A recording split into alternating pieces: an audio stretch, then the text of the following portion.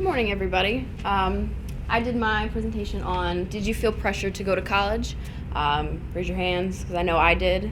I was made to believe for most of elementary, middle school, that type of things, that college was the end-all, be-all to being successful in life. And today I'm going to be talking to you guys a little bit how it is not the end-all, be-all to have a successful career. We're all clearly in college already, but if you have siblings or children or even friends who are considering college as an option for them, while nothing else seems to interest them, it's good to be able to educate them that it's not the only option.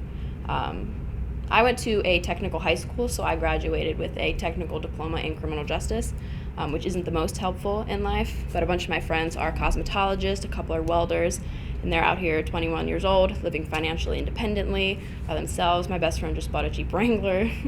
So it's not necessary to go to college to do what you want with life. And my three main points are college is incredibly expensive. There are plenty of high-paying jobs that do not require a four-year degree, as well as I want to bring about reducing the stigma that is associated with not going to college.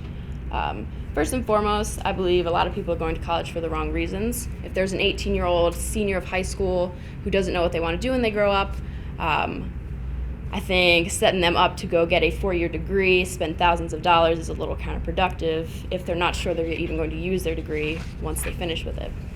And according to investors.com, the average student loan debt per borrower is about $35,000 at this point, so it's gone up quite a bit.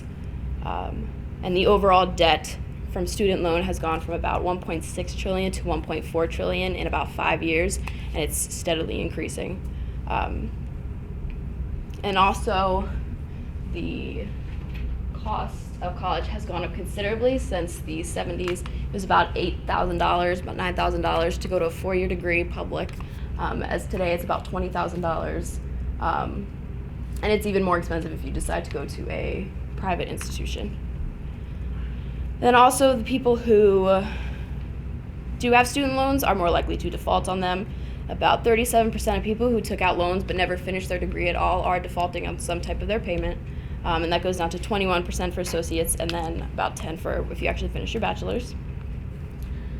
And then the next point is there are plenty of other options. As you can see here, electricians will make about $55,000 median salary, as well as structural workers, $53,000, and plumbers, $53,000 as well. And I personally work at State Farm, and I became licensed to sell property and casualty insurance in about 2 months.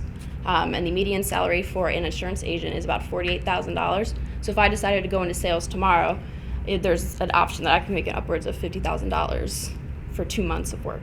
I studied, took the test, and that was about it. Let's see.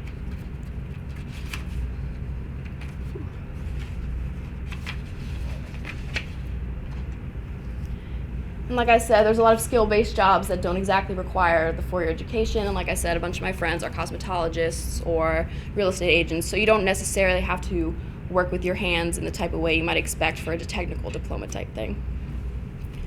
And then my third point, I believe we need to remove the stigma that's behind not going to college for 2 years or for 4 years. There's the idea that the people who are going to college are the hardest workers, the smartest ones, and that if you don't go to college, it's deemed lesser than. And theatlantic.com indicated most of this because of the GI Bill in 1944, which was basically college for all. Make sure you go to college. That is basically the end-all, be-all. And it can make parents nervous that their kids aren't going to be successful if they don't go to college, and it's just a cycle that needs to end in order to have people understand their full options of career choices.